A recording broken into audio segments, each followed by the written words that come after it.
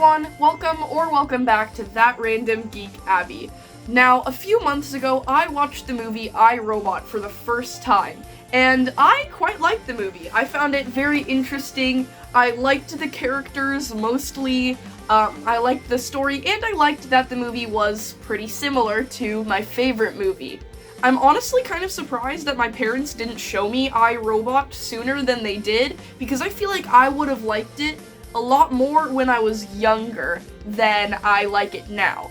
But anyway, that's not what we're talking about today. We are talking about the fact that this movie was so similar to my favorite movie, which is Minority Report. Now, at the time of me watching the movie for the first time, Minority Report wasn't my favorite movie, but it has now climbed the ranks of my favorite movies to become the #1 favorite because I love it so much. But what I had realized at the time was how similar I, Robot was to Minority Report. Literally, I started the movie, they were showing the intro of I, Robot that, begins in that underwater sequence explaining the 3 laws of robotics before our main character wakes up and starts his day. Practically instantly upon seeing that, I said to my family that this looks a lot like Minority Report, or this is reminding me of Minority Report. And as I continued to watch the movie, there were more similarities I saw that popped up. And for a couple months after watching I, Robot, this thought that the movies were so similar lingered in my mind. So I was starting to wonder if I, Robot was, completely, entirely inspired by Minority Report. And this thought lingered in my mind until I decided to make a YouTube video about it. And that is what this is. So, in this video, I will be watching both movies on camera for you guys while writing down similarities that I find. I will discuss the similarities and do research on whether or not I, Robot was inspired by Minority Report, and ultimately discover, in a way, the answer to my question. Now, this is going to be a very roller coaster ride of a video. It goes from me just sitting there enjoying myself to me being bored or to me being, very, very talkative about this subject. But ultimately, I think that as this was a very fun time to make, it will be a fun time for you to watch. So please stay if you are interested in this, and let's get into it. Actually, no, before we get into it, I just want to give a big, huge spoiler warning for both of these movies. I think that you definitely should go see both of these movies if you haven't seen them before watching this video, because not a lot of the stuff I say will make sense if you don't, and these movies, especially Minority Report, are cool enough that you do not want the plot spoiled for you, so definitely go see the movies first, and then come back. And now to get into the video. Okay, so I've got the movie ready, and one thing I find interesting that I also found interesting when I first watched the movie is that, it says here on Disney Plus it was released in 2004, and if you guys know, Minority Report was released in 2002, and I feel like 2 years, so 2002 to 2004, is kind of the perfect amount of time to make a movie. So, the fact that this was 2 years after Minority Report and has so many similarities to it is very interesting to me. Anyway, let's get this over with. I don't feel like I'm going to enjoy watching this movie again, personally. Okay. Here we go. My mom's computer is kind of quiet. I remember first watching this intro and being like, this is giving Minority Report. Product placement! The thing of beauty is crazy. About Converse, mind you.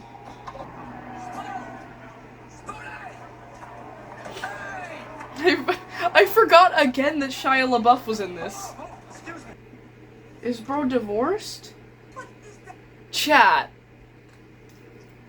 That's another similarity. Oh my gosh. Converse All-Stars, vintage 2004.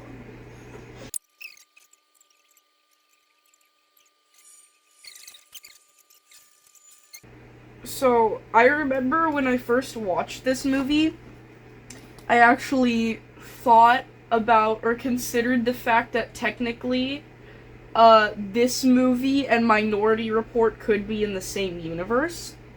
Because this movie takes place in 2035, Minority Report takes place in 2054. I feel like the technology in this movie could have evolved to the technology in Minority Report.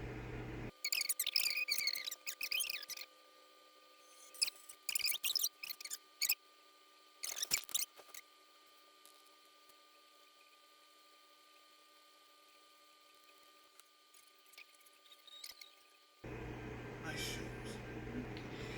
Product placement!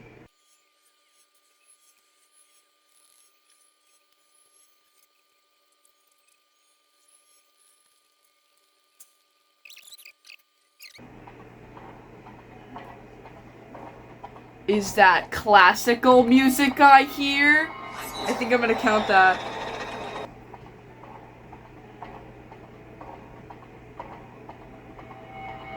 No, it's not classical music, never mind.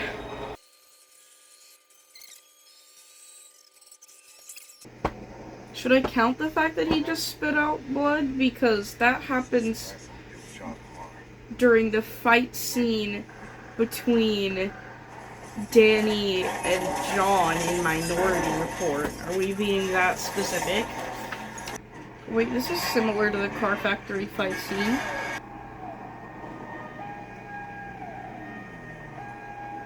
Those sirens sound so pretty, actually. Do I look like I care what you think? Do I look like I give a Bleep. what you think?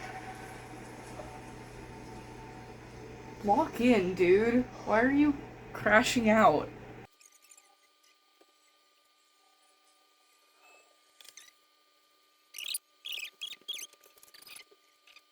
Hey, so what hospital are you going to? I'll meet you and sign you your buddy's cast. Bestie, he's not gonna have to go to the hospital because you twisted his wrist a little bit. And you're not that cool. I'm gonna go get a snack. Bow. Banana. Banana. Banana. Back with a snack! That was cringe. I hope I cut that out.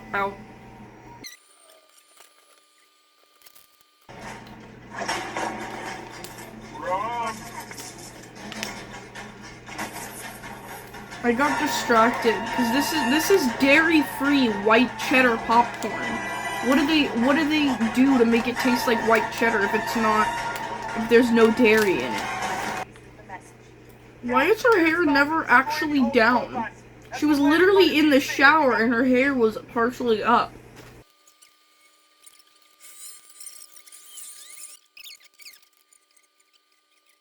Sunny kind of runs like Tom Cruise, but they don't make it look faster than it actually is. The way you were going to kill me. Sonny.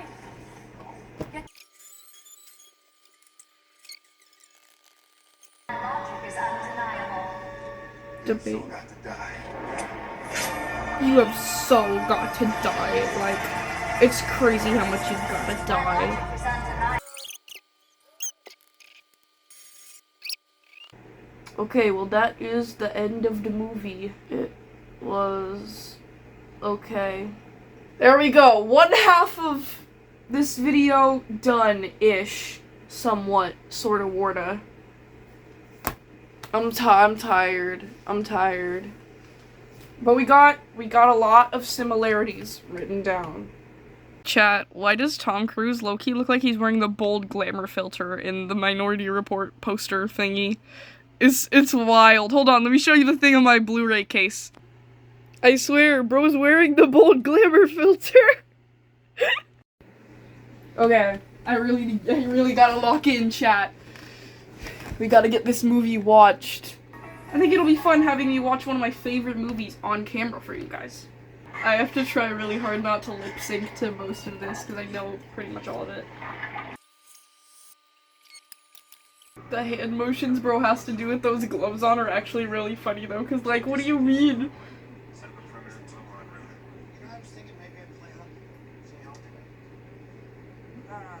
and at one point he goes like this, and just to switch between one image and another, and it's so funny actually. The gloves look so cool though. Like I would wear a pair of gloves like that. That would be the peakest piece of merch ever. Oh my gosh. Oh yeah, my whole face is red. Look at that. Oh, see, this is what I was talking about. Hold on.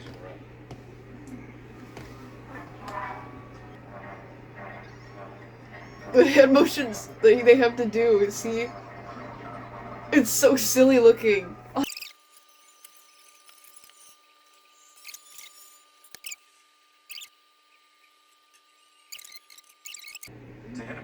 Found another one!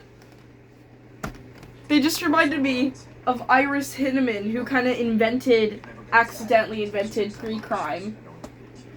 Kind of like Dr. Alfred Lanning from iRobot.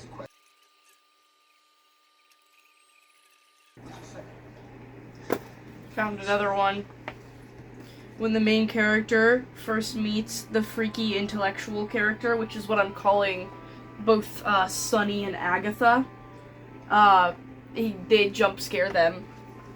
Agatha like kind of jumped out of the water and grabbed John, and when Spooner first meets Sunny, he like jumps out of some spot in Dr. Lanning's little lab thing and tries to kill him and stuff. Detective Spooner in iRobot wore a leather jacket, like a black leather jacket a lot, right? Because John's wearing one right now. And he wears it a lot.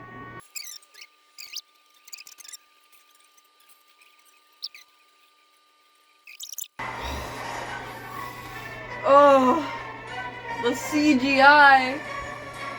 It's so good. Having seen the special features about how they pulled off these effects and stuff, I appreciate it so much. It's like so cool.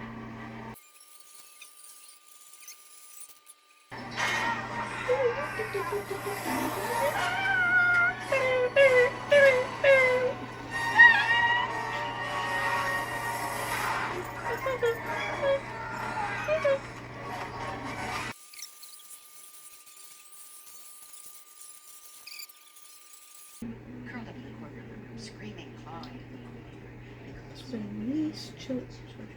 He closed their eyes at night. They dreamt only of murder over and over. One after the other. It didn't take long for us to realize that the real nightmare was that these so-called dreams were about to come true. These murders were actually happening. So, as you probably just heard, my mom needed her computer back, so now I am whipping out the Blu-ray that I got for my birthday. If you guys saw my birthday video, and of course the beginning of this video, you would know that I have this on Blu-ray. So now we are going outside to the living room to watch the Blu-ray, and it's going to be very annoying to skip to the part that I was at. But, oh shoot! Not me turning off the lights. I'm committed. I am locked in. So here we go.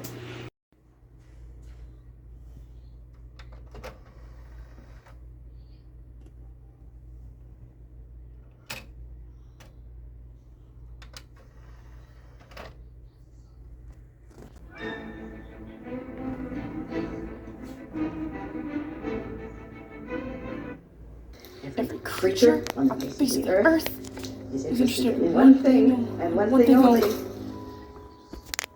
Its own survival. I'm probably annoying my dad. Here's your arrest.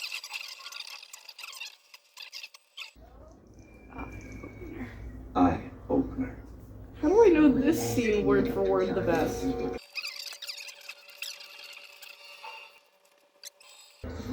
What you gonna do when they come for you? Bad boys, bad boys. What you gonna do? What you gonna do when they come for you? Bad boys, bad boys. What you gonna do?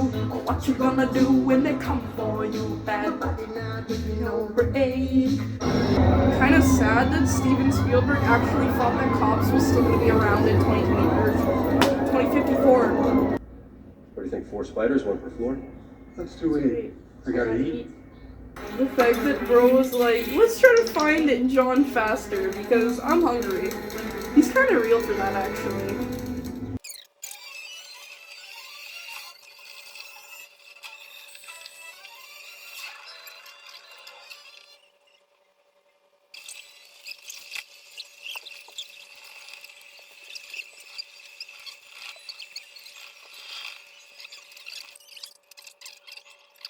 The brick takes easy.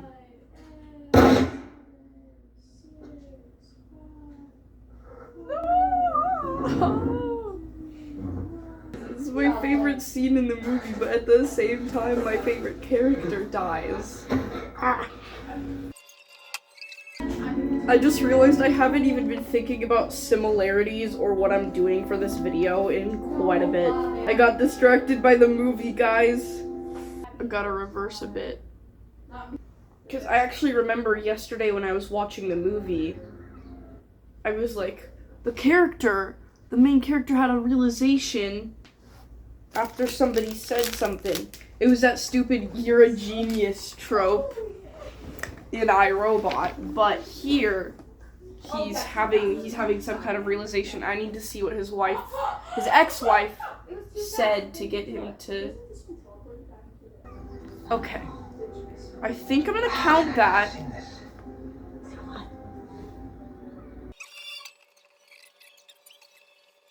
I knew he was having trouble for some time, and yet I did nothing about it. Excuse me, the guy from USA Today is here. Tell him not now. He just wanted 2 minutes. Did I just notice a callback? Am I crazy? Lamar just said, he kind of said, "This is all my fault," and then later, like a couple minutes after saying that, he said, Flashback. I knew he was having trouble for some time, and yet I did nothing about it. Excuse me. End of flashback. just like what Danny said earlier in the movie when he said, "You knew he was doping, but you did nothing about it."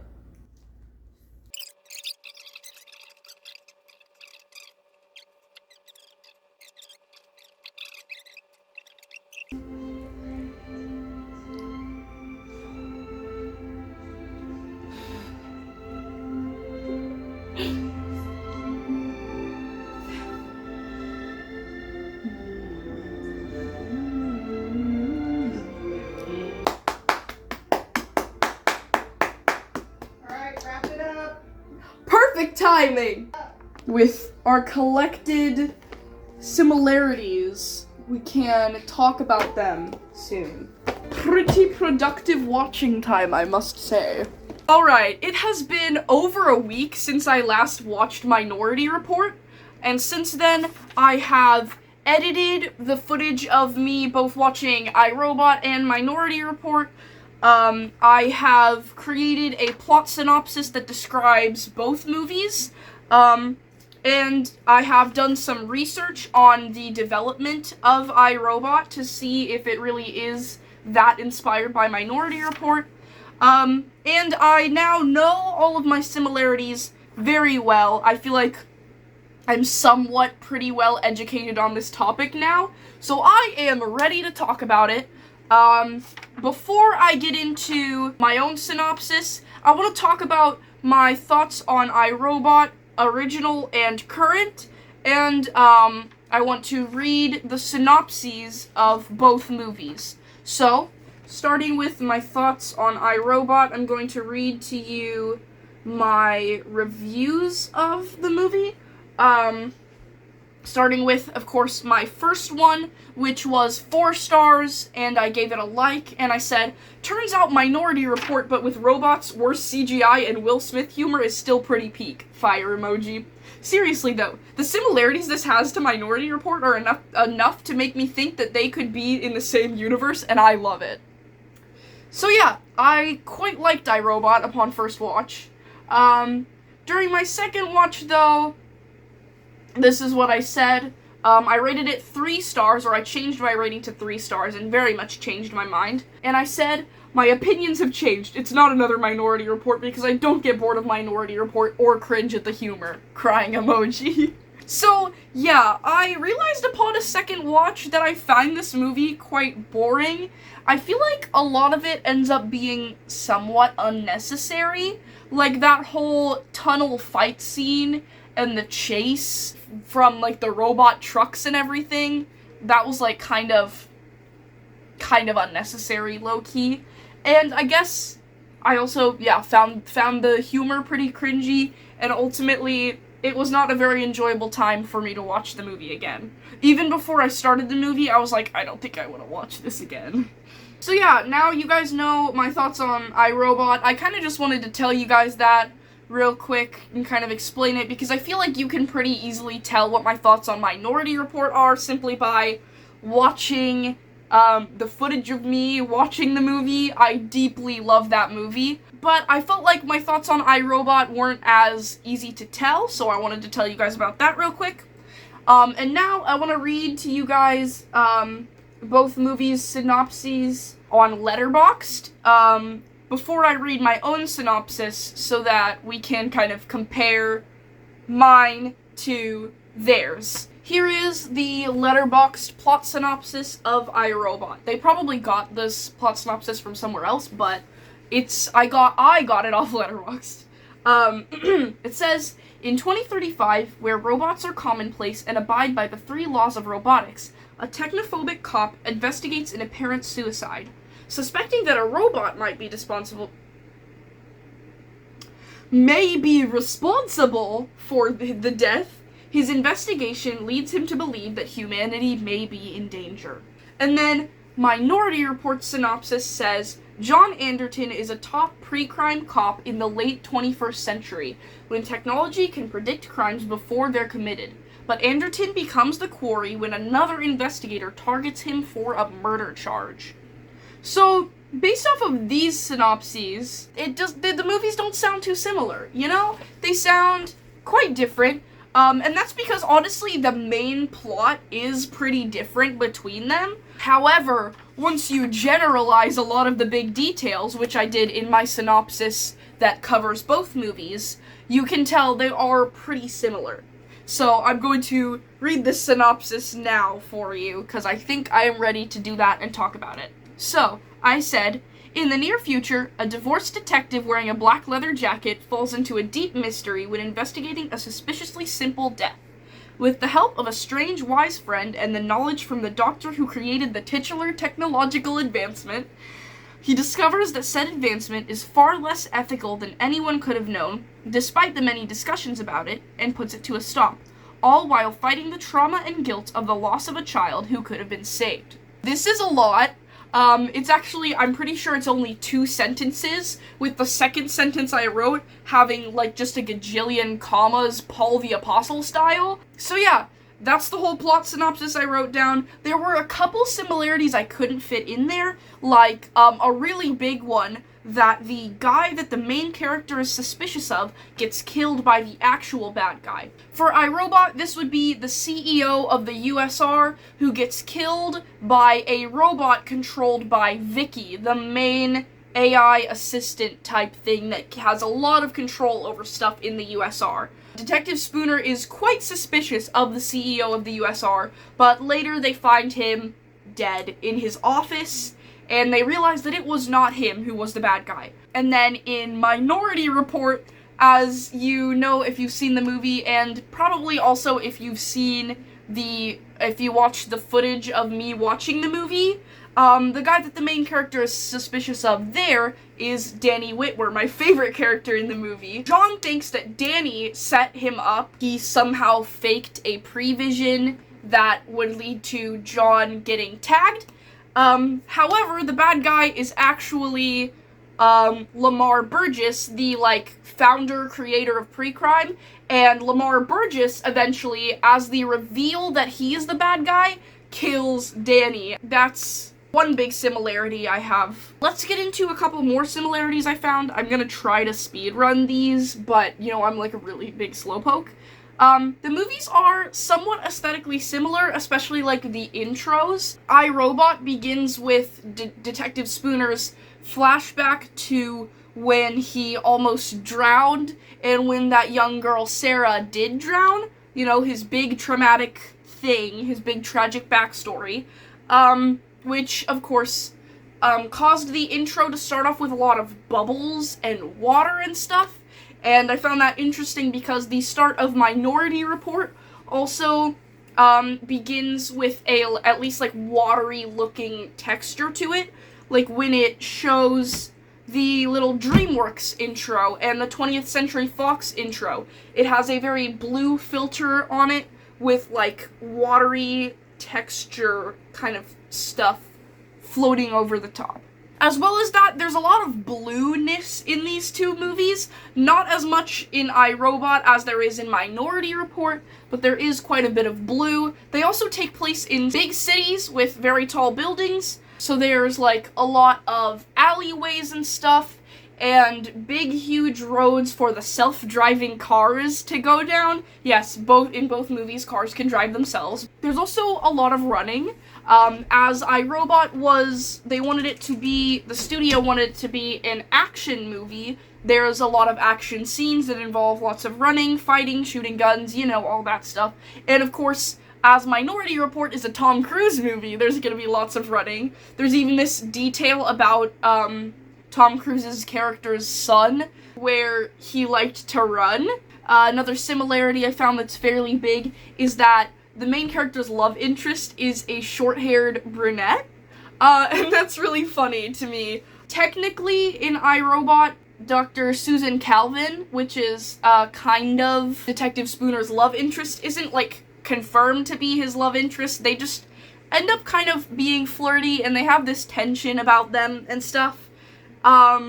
So, they are love interests, and for Minority Report, John's short-haired brunette love interest is his ex-wife, which he still misses, he still loves. They just divorced because he caused her to miss her son too much, and that hurt her a lot. Another similarity I wrote down is drowning. I simply wrote drowning in my notebook while I was watching iRobot, because the young girl, Sarah, that Detective Spooner had fallen into the river in his car with, drowned, of course, because she was in the river and she was stuck down there. And then in Minority Report, there was the drowning of Anne Lively, so there's both some kind of death that involved drowning in the movie. There's also, this is a bit more of a generalization, but the main character's co-workers and authorities don't believe him. In iRobot, he believes that Dr. Lanning was actually killed by Sonny rather than having committed suicide. And in Minority Report, nobody believes John the way he believes that he will not commit murder. And of course, he did end up committing murder, so I guess they were kind of right for believing him. But seriously, his coworkers and his authorities don't believe him on the big things of the movie, the big main things that they should believe, or things that the main character wants them to believe. So that's another similarity. I also wrote that the robot fight scene is like the car factory fight scene. So there's this whole scene where Detective Spooner is chased in a tunnel by USR trucks filled with a bunch of robots. And the robots attack his car and, try to kill him, try to get rid of him so that Vicky can execute her plan without anybody finding her out. And then, by the end of that, once Detective Spooner's car has crashed, he fights a robot in the back of the tunnel where, like, maintenance stuff is being done and whatever. And, that scene is a lot more bombastic, I guess you could say, but somewhat similar to the car factory fight scene that, John has with Danny and a bunch of other FBI agents and whatever. I think they're FBI agents. I don't know. He fights a bunch of people in the car factory, and the robot fight scene that I was talking about in iRobot is similar to that fight scene. Another similarity is that the main character has part of their body replaced, due to the accident of having, fallen off the bridge and being stuck in his car. His arm was very injured. Detective Spooner from iRobot, I don't think I said that. So Dr. Alfred Lanning, before he died, actually repaired his arm, gave him a robotic one that looked incredibly human. And then for Minority Report, in order to not get detected by the eye scanners, John had to get his eyes replaced. And then that is all the similarities I have that I wanted to talk about. I have quite a few other ones, or ones that I mentioned in the synopsis that didn't need explaining. I don't really have that many, but I got quite specific, and I don't feel like I need to talk about all that. But yeah, this is the similarities I found. This is the synopsis. So let's move on. I can't remember if I mentioned this earlier, but I want to talk also about my theories on why why iRobot is so similar to Minority Report. Before I did any research, my theory was literally just that somebody who made iRobot saw Minority Report back when it came out and was like, this movie is so cool, I need to make a movie like it. So they made iRobot and like tweaked the plot and stuff enough to make it seem like it wasn't directly like plagiarized or anything from Minority Report. However, I did some research on the development of iRobot that kind of shows that this isn't true. I mentioned that I watched a video essay on iRobot. I also looked at the Wikipedia page. I've heard that Wikipedia isn't that trustworthy, but I'm gonna trust what it says, or at least use what it says to disprove my original theory, which talks about the development, the early writing of the movie. Apparently, it started with an original screenplay written in 1995 by Jeff Vintar entitled Hardwired.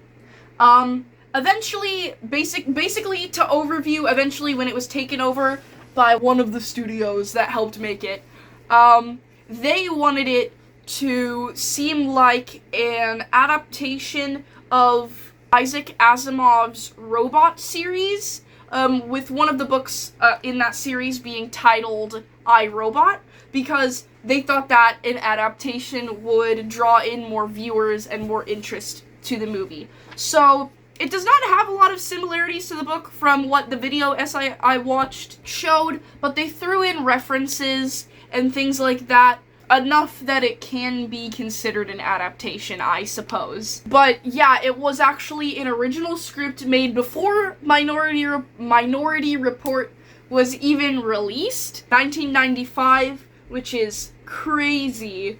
So, as you can see, my original theory is very wrong.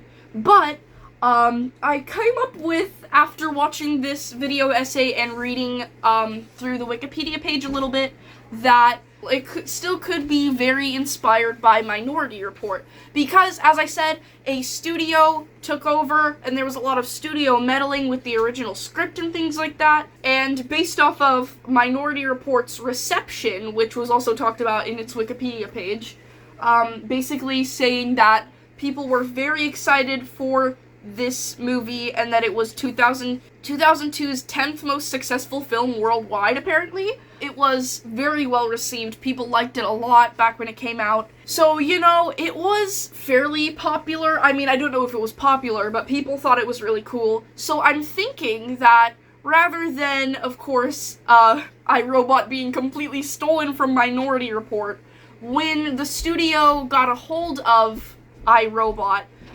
not only did they want it to be an adaptation of Isaac Asimov's book series, but they also wanted it to be like Minority Report upon seeing how cool that movie is. Now, it could just be a wild coincidence, and Jeff Vintar just wrote his own very original script, and the studio didn't try to change it to be more like Minority Report, and it just accidentally happened to be like Minority Report before it even came out. But I feel like it can't just be a coincidence how big their similarities are, because we have the guy that the main character is suspicious of getting killed by the actual bad guy, they have a suspiciously simple overarching death, the strange wise friend, debates on the ethics of the titular technological advancement, all this different stuff. It just, to me at least, doesn't feel like it could be coincidental. And I did look up whether or not iRobot was inspired by Minority Report and didn't find anything.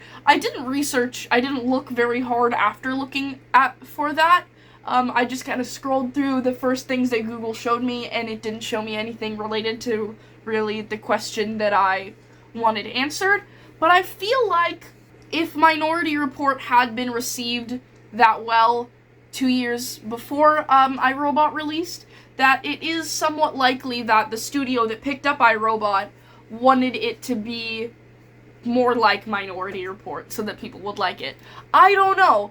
They're very similar movies. So this turned out not to be the kind of video I was expecting because of all this information I found out about the original development of iRobot.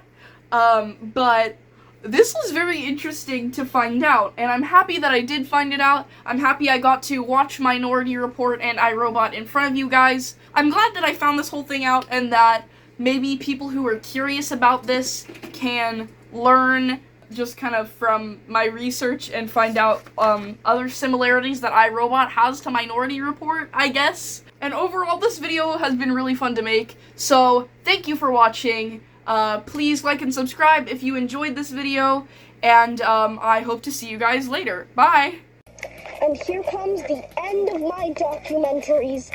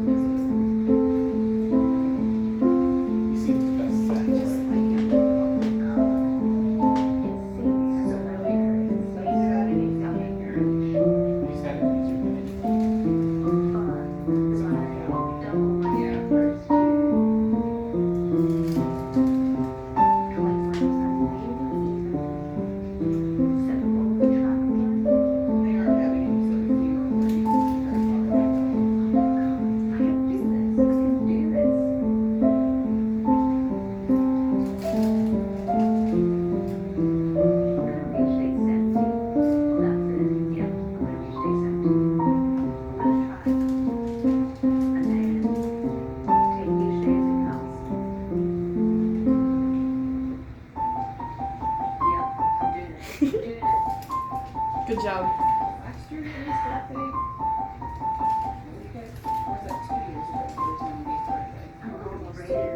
Wait, that's the wrong thing. Forget it. We did the thing for you, okay? I'm not getting paid for this. Oh my gosh.